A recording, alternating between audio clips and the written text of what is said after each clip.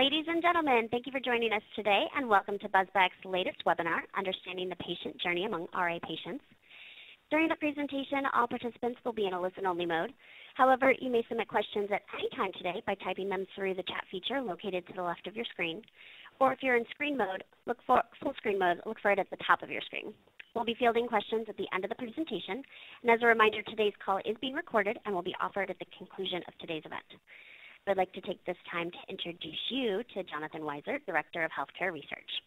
Jonathan joined BuzzBack in the spring of 2015 and comes to BuzzBack with over 10 years of research experience in the healthcare arena, ranging from academic public health research to supplier-side research, working directly with the pharmaceutical, medical device, and health plan industries.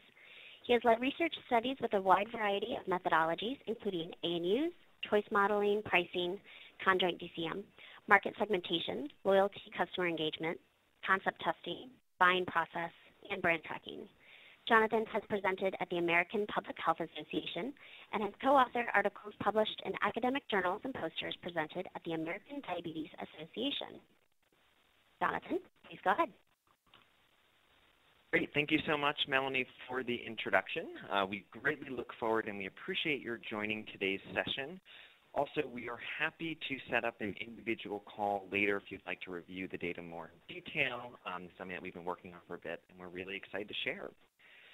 So first, we're going to bring you through a little bit of an introduction background. Then we're going to go through an RA case study. Then we will talk about what we learned here and some next steps for you. So in terms of patient journey, we know that this is a hot topic in the pharmaceutical industry right now, and we also know that a lot of people define patient journey research very differently. Because of this, we wanted to do a study to really understand and to really develop our approach to patient journey. We decided to focus on rheumatoid arthritis. We know that this is a chronic condition that patients experience for the rest of their lives. While it's not widely prevalent, it still does impact many individuals throughout the U.S. And some of RA medications are among the biggest and top-growing medications in the world. So it's certainly an area of interest. We did this in two different phases. We started with qualitative research with patients. We did this through 60-minute exploratory interviews. We really wanted to understand and hear from the patients what are different themes that we are seeing from their experience. And then we use this to inform quantitative research with patients, where we did this online. But as you'll see shortly, we used a lot of more qualitative and exploratory techniques. The next slide shows our approach, and there are two components here I want to walk you through. One, on the upper right-hand corner, I tried to put the questions and the information that we got in the framework in terms of understanding their experience, their behaviors, their emotions, and their needs. So this was the general framework that we tried to apply to the information that we were collecting. We wanted to do this and capture this throughout their course of their condition. So we did this in 5 different stages. We refer to this as pre-diagnosis, and this is any time before being diagnosed, but when they started to experience symptoms. Then we have the actual diagnosis time period. We have the post-diagnosis, which we refer to as the first 3 months after diagnosis. We heard a lot during the interviews that that was sort of a little bit of this kind of trial time period where they're trying to figure things out, manage their condition. And then we have the living with RA period.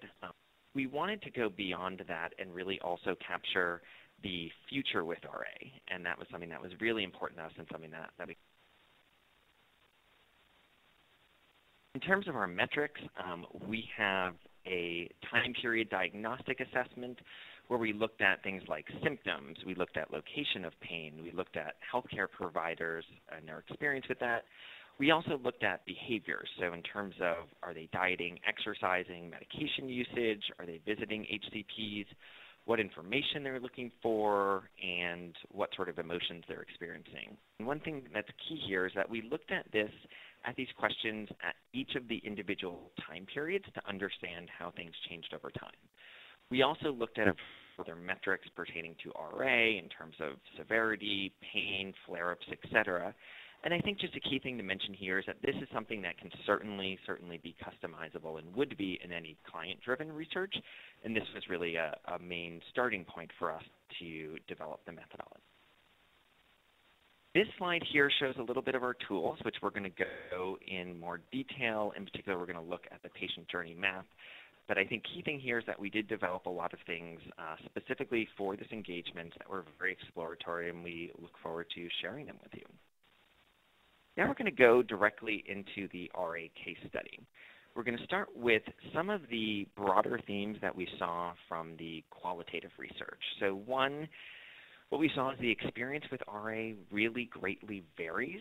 There were some who had the sense of they have control over their RA, and others really feel completely devastated. And one question that really came from that is what distinguishes more positive and negative journey? And that's something that we're certainly going to look at a lot during the second component. We also found that the experiences prior to diagnosis really greatly varied.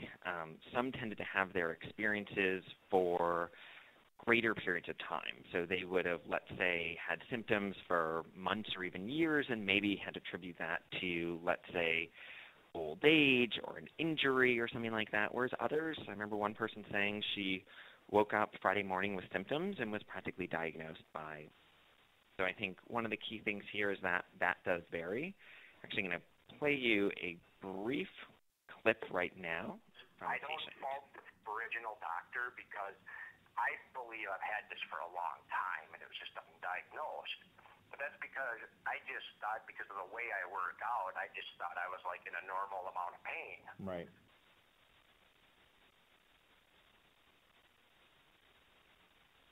Okay, so we're working on some technical. Doctor, because I believe I've had this for a long time and it was just undiagnosed. But that's because I just thought, because of the way I work out, I just thought I was like in a normal amount of pain. Right. You know, that athletes get. And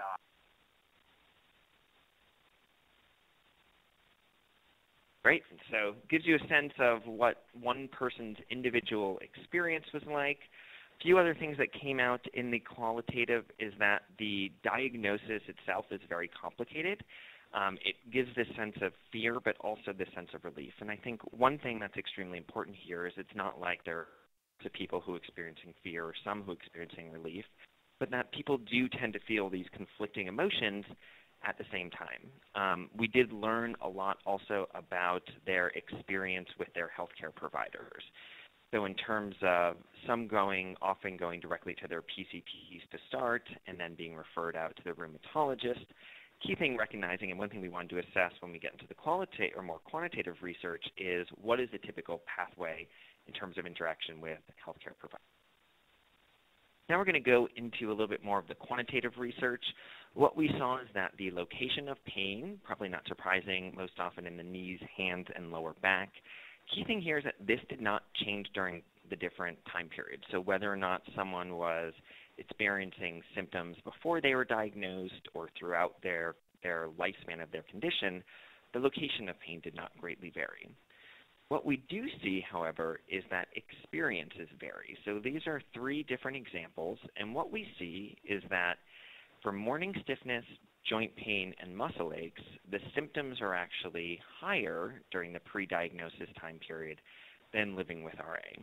So one question might be here, is that because people are taking medication and treating their condition better, and therefore symptoms are decreasing? So what we did on the next slide is we looked at joint pain and muscle aches, and we wanted to compare those who are taking, let's say, a biologic or a DMARD to those who are not taking those medications. And what you can see if you look at the green, so you see that those who are taking a biologic or DMARD started at a higher place in terms of their symptoms, but as their disease progresses, they almost get down to the place of those who take medication. So I think key thing here, it does show that medication is certainly working. It also shows that there could be an opportunity for some of those who are not taking meds to take medication and potentially. Next, we looked at, and we talked about this a little bit qualitatively, but the experience with their healthcare providers. Key thing here is when they start, they often go kind of pretty evenly to a PCP or rheumatologist. But then when you look at that diagnosis, so that's at 68% compared to the 19%, that is when you see that the rheumatologist's role becomes very heavily there in terms of kind of once that diagnosis time and forward. PCP still has a role, albeit